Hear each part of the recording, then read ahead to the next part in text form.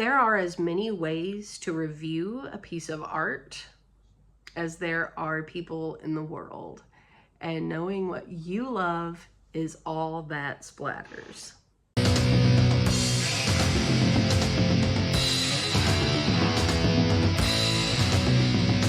Come on!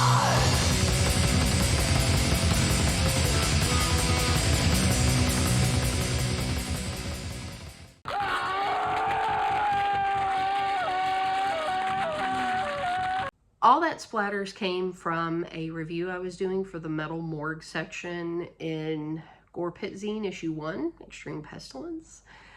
And it was for the band Disordered and their demo Within the Mind of a Mortician.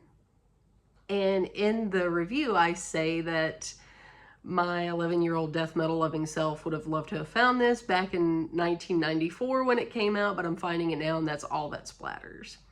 And I kept chewing on it, and I'm always into like the play on words, double entendre, a quip, a pun, anything that's fun. And I was like, I got to use that for something. And I quickly thought of, hey, I could do a column in Gore Pit Zine called All That Splatters. And since it's a play on All That Matters, talk about unpopular opinions or maybe like guilty pleasures, though I hate that term, and complain about complainers and do some friendly roasting. And I was inspired to start with collecting because I've observed like, you know, some collector shaming in the community in recent years and how different collecting has become versus when I started collecting in the 90s and how different it is. So I started there. I foolishly thought that it would be 2 to 3 pages, 5 to 6 pages tops. And the more I was like grinding it out, I kept watching the page number go up. And I thought to myself, this is, I'm not stopping. This is becoming a thing. And I don't know what this thing is. But I didn't want to stop. I took a step back and thought to myself, am I just going to stockpile columns for every issue of Gore Pit Zine? Because at this point I was branching off into different topics like gatekeeping and formats and generation gaps. And I thought to myself, you know, I really don't want to stockpile. I want this to be something. I kind of looked to Chaz Ballin's Bled to Death as a blueprint. I mean, it's just basically an essay printed in a chapbook with some pictures and short and sweet, to the point. It was his thoughts on horror movies at the time.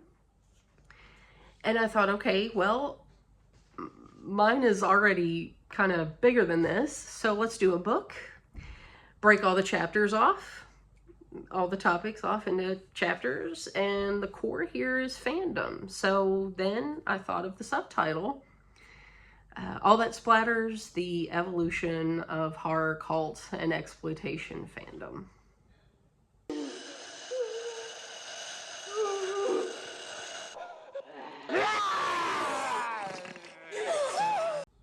So the preface of the book is basically just stating the objective of the column in every issue of Gore Pit Zine and the objective of the book.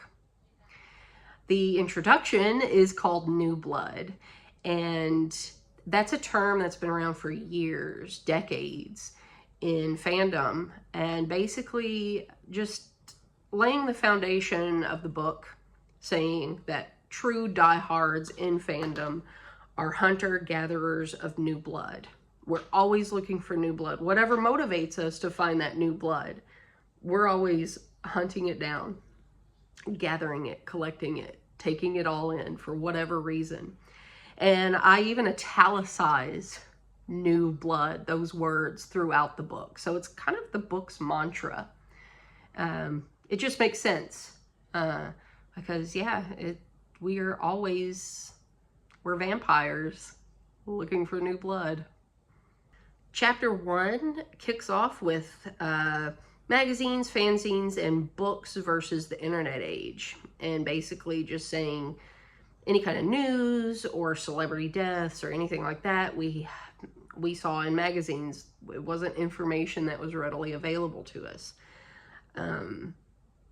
And back in the day, which is another thing that goes throughout the book, you'll read that line several times. Back in the day, movies that we didn't know about, yeah, reference books were like our wish lists in a way, and we took chances on special ordering these movies, and then we had to wait for them, and that anticipation built sentiment that is maybe lost on the younger generations. And yeah, sometimes I still think back on those days, and I think it made us a different breed during that era, which now, you know, anything's just available, and it wasn't always like that. So that was kind of like the impetus behind that chapter. Chapter 2 is Documentaries of the Dead, and it's exactly what it says it is. It's about documentaries. And who the fuck else is going to watch documentaries on horror movies but fans? So documentaries are a wonderful, wonderful thing for fandom. Gives you the information and the, you know, sometimes behind the scenes footage that you want to see. And so I talk about a lot of older documentaries that I love, some newer documentaries that I love. And yeah, it just made sense to dedicate a chapter to documentaries. Chapter 3 is Satanic Panic and news coverage on horror, broadcasting the hype and spreading fandom. Because when you tell someone to not do something, that sometimes has the reverse effect, obviously. We all know this. And if you're my age or older, you remember, because I was certainly really young, but I remember these news specials, and I feel like, yeah, it had a lot of fans on there talking about the movies, and it was just something else that made sense to dedicate a chapter on. So their aim was to like take down horror and exploitation in some ways, but I think in a lot of ways it probably made some people feel like, oh, okay, I'm not alone in this and enjoying these movies. So yeah. Chapter 4 is generations and formats, and I talk about, you know, theaters, the William Castle accoutrements that people maybe experienced, drive-ins, talk about the mom and pop rental stores, which was my generation. I even talk about made-for-TV horror, because that's a format in its own way, you know, and because made-for-TV horror movies stopped being what they were in like the late 90s. So to me that counts, and I cover that. And then I, you know, go into the downward spiral of downloading and stream warriors, because there are some people out there who just exclusively stream. And yeah, I talk about the generation gaps that kind of I observed through the years, and it's very interesting to see how different we've all found our fandom and how it compares through the years. Chapter 5 is snail mail fan letters in printed magazines versus social media. And when I was younger, I loved, whether it was Fangoria or Metal Edge or Hit Parader, you know, any of those magazines, I loved reading the fan letters. I still do when I look back, like in a gore zone or whatever. I read the fan letters. I've always loved fan letters. And then I thought, hey, wait a minute. I wrote to Rue Morgue in like 2001, I think, early 2000s. And I published it in the book. And I found it interesting that I requested more fan letters in my letter. And here I am now writing a book on fandom.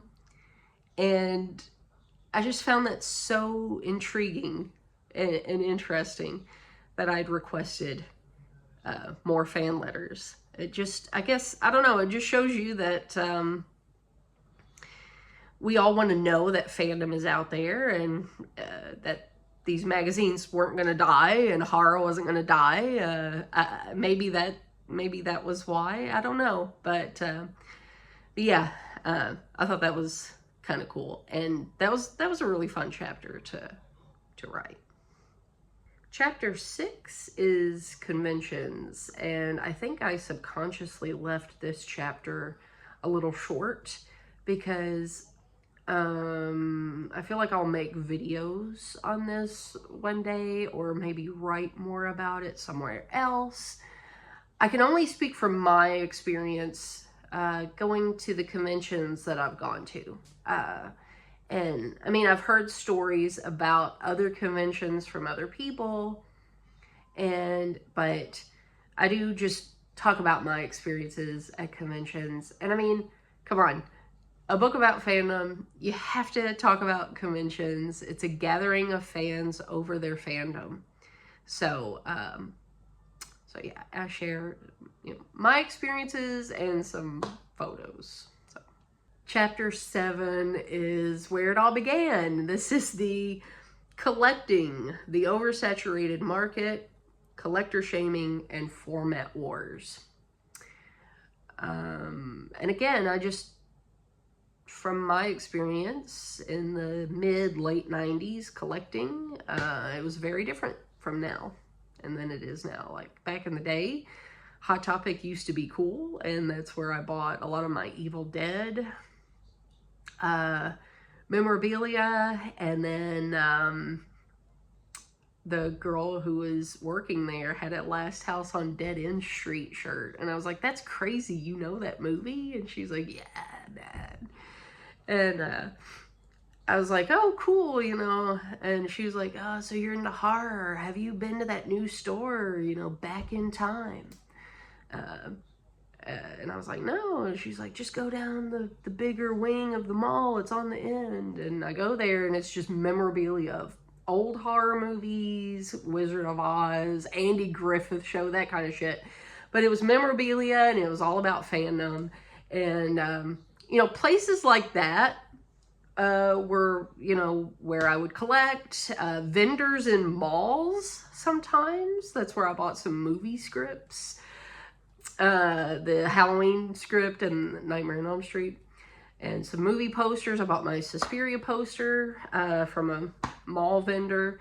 Like, it was so different. It was so, like, you found something and it meant everything to you. Now it's like, come on, like, everything that is made now, it's I'm not saying that it can't be cool to someone, or add some sentimental value to your love of a movie, but I don't know, it's not the same.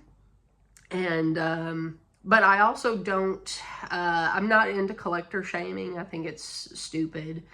And because again, what you love is all that splatters. Chapter 8 is the evolution of horror cult and exploitation journalism. And I really go into how modern journalism is for the birds, for the most part. I don't enjoy it. I talk about newer documentaries in this section because it pertains to journalism. I'm not into that whole deep dive shit that a lot of people do. Some of it's interesting. A lot of it is just self-serving and just creaming their panties over their own egos and discussing a film, just wanting to hear themselves talk. And, they're not even considering that a film is from a certain era, and they're applying modern mindset to it. And it's just annoying. And yeah, I mean, I even have a section called What the Fuck Happened to Fangoria? Do we really need to go into that? you know? So, I mean, the chapter speaks for itself. Chapter 9 is Damsel in Disgust. Unfair expectations on female voices in the scene. And again, this is definitely a chapter that speaks for itself. And again, it's just my experiences and my observations. And yeah, it was a tough one. I went through a lot of what should go in, what should come out kind of thought process on it. So chapter 10 is Keeper of the Gates. Gatekeeping. Why does gatekeeping happen in fandom? This is another topic that I feel like I'm going to do a lot of videos on. I'd love to have other people on to discuss it with me. There's a lot of viewpoints in gatekeeping. There's a lot of takes. There's a lot of, like, I may surprise some people with how I teeter-totter between, yes, you should gatekeep, versus, why the fuck are you gatekeeping? Like, what? Like, it's my mindset, though, is so different, and it has changed, but I do kind of stand in the middle, and I have my reasons, and I go over it in this chapter. And again, I may even make videos discussing this. In particular, I would really love to have people on to discuss it with, to just have different angles of it. Maybe someone who's like 100% for gatekeeping, and then somebody else who's 100% not for it. Chapter 11 is podcasts and YouTube personas, and I just discuss some channels that I enjoy and some podcasts that I enjoy. There's not very many. And I discuss what makes me not want to watch a YouTube channel or listen to someone. I get pretty cynical at times, but I'm old and I don't have time to sit and pilfer through a lot of channels and podcasts. And when I hear one thing that annoys me, or getting information wrong, or talking like a news broadcaster, or trigger warnings, or anything like that, it's off. I'm done. So yeah, I talk about reaction channels on YouTube. Some are cool, some are not, and yeah, so I think that rounds out the book pretty well, because it's kind of bringing us to modern times versus where it begins in the book. And that chapter 1 touches on modern times as well, but it's a journey, and this was a good last chapter for the book. There's also an extra outro called Future Kill, and that is just kind of posing the question of what's in the future for fandom. And we don't know what that is yet. But it's ever evolving. The evolution of fandom. That's the whole current running through this book. So yeah, that's fitting for an outro, I would think. Then at the very, very end of the book is what I call like the ghost track to an album, the Slaughterhouse Floor Leftovers. It pertains to fandom, but it doesn't necessarily have like a chapter. So it's kind of like a treat at the end. And it's 10 films that fueled my fandom, and movies currently coming out, or like a few years old now, that I think have been important for the genres.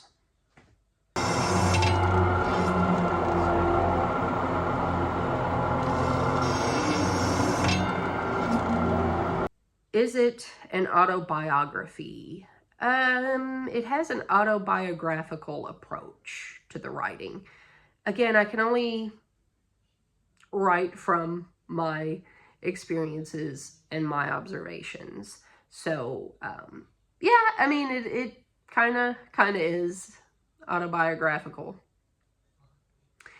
Favorite chapter to write, and what was the most fun?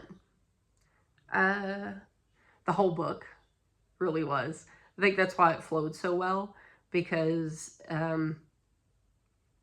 it was just naturally coming out. Everything was just naturally happening, especially once I knew that I was writing a book on fandom and I had focus and I could refine everything. Everything, every chapter, everything was fun to write. How did you know the book was done? Will there be a part 2? I went chapter by chapter. When I felt like a chapter was done, I would just move on. And then, of course, whenever you're editing, you get an idea of what's coming out, what's going in, what's fluffed up, you know. So, will there be a part 2? Probably. But I don't know. It has to naturally happen, I think. I'm most interested in your thoughts on gatekeeping. Yeah, like I said, I'll probably do videos on this as well. Let's see, how long is the chapter? I don't want to give too much away, but so the chapter is 8 pages long. We even have this guy from the Gates of Hell. You know, I mean, it's it's definitely a topic that I see myself really drilling into. The driller killer is coming. Are you selling copies, and can I have mine signed? Yes, all the books actually come signed. If you want it personalized, please let me know. But I will be selling them, of course. And they are currently available on Amazon. You just don't get the addendum, which is an extra page, extra 2 pages of the book, and a newsletter, and comes signed. Does it have pictures? Yes. Plenty of pictures. It's not a zine, though. It is a book. It's just a standard book layout with pictures. How long is the book? 205 pages. Can you clue us in on the satanic panic? So yeah, basically, like I said, it's, I'm talking about the Geraldo Rivera special, where it all began with that book, Michelle Remembers. And then I go into the, like, satanic documentaries, the horror movie specials on late night, like 2020 and Dateline, whatever those fucking shows were, 60 Minutes, where the talking heads are just like, do you know what your children are renting at the videotape stores and home rental videos of horror? And, you know, Chaz Ballin went in for us. He went into the battlefield for us and represented all of us little fans. And all these little kids are on there just fucking excited over, like, gore and splatter. And the parents are clueless, or they act clueless. And I have some funny, like, fake dialogue in it. And I talk about my memories about, you know, my parents knew what I was renting. And they didn't care for the most part. But these kids, you know, the parents, I talk about it, and you can watch the specials on YouTube. They're on YouTube. So yeah, that was a fun chapter for sure. There was a little bit of reminiscing, because like I said, I was really young, but I do remember that era pretty well. No question, just love the title and cover. Thank you. So yeah, the cover, I'll take the opportunity here to just say real quick that I chose her because Night of the Zombies or Hell of the Living Dead is, I was working on the feature for it in Gore Pit Zine as I was working on this. And I was like, man, I want a face on the cover of the book. At first I was going to pay for art. And then I thought, really, I just want a classic, like, use the image. And she kept coming into my mind, and I thought, I had to use her. I have to use her. She's perfect. She has one of my favorite death scenes in a movie, too. So I wanted a screaming face with blood splattered on it. And it's even better that her eyes are bulging out. Where's the fuck trigger warnings chapter? It's not its own chapter, but it's its own section in chapter 8, which is the modern journalism and how I go into it in the book. Yeah. I hate trigger warnings. Spoiler warnings are fine. You know, I get it. I will do spoiler warnings. I will never do a trigger and content warning. So, as a female, chapter 9 seems interesting. I really hope that you can relate to it, or that you don't view me as, I get very candid.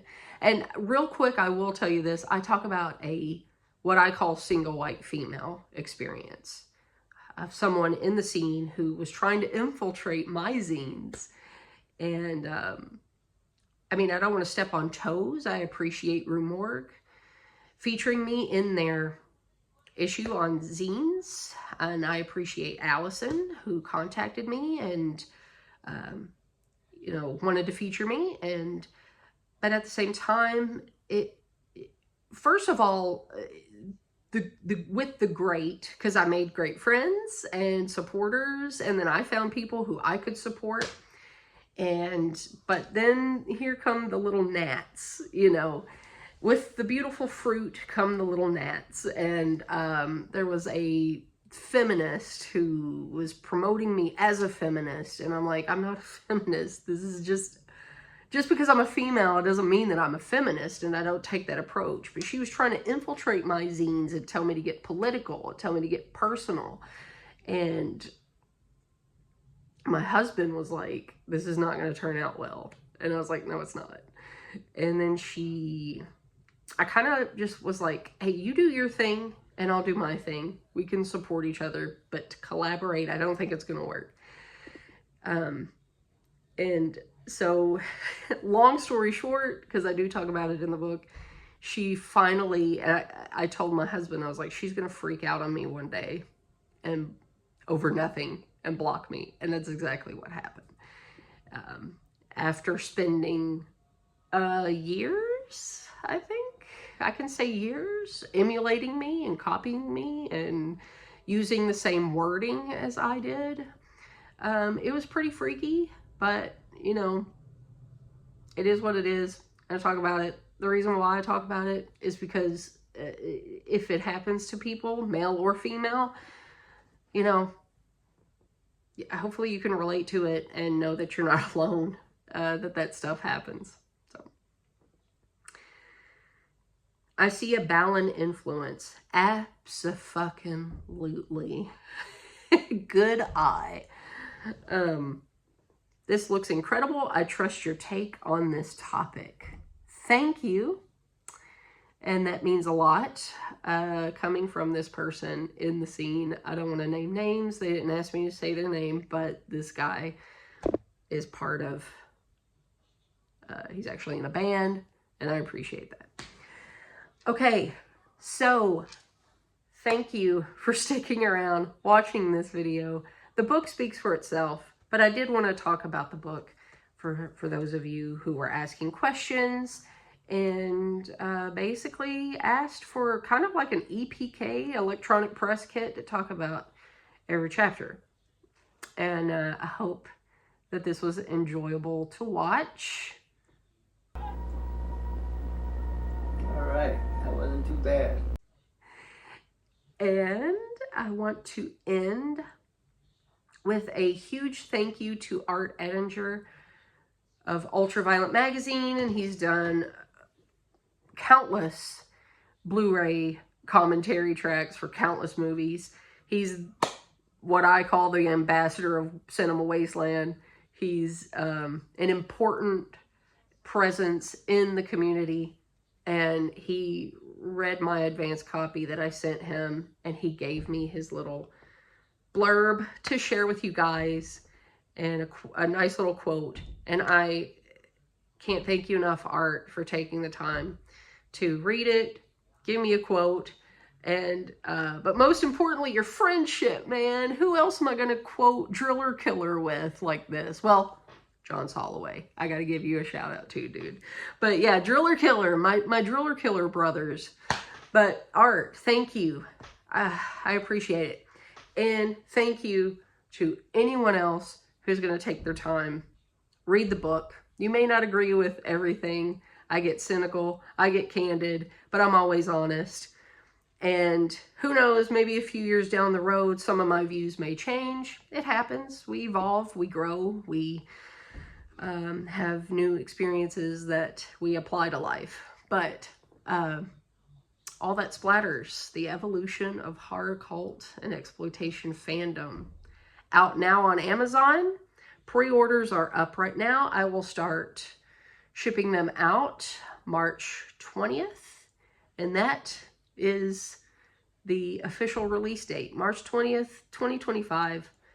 And again, knowing what you love and loving it with all of your passion is all that splatters. So, until next time, dismissed.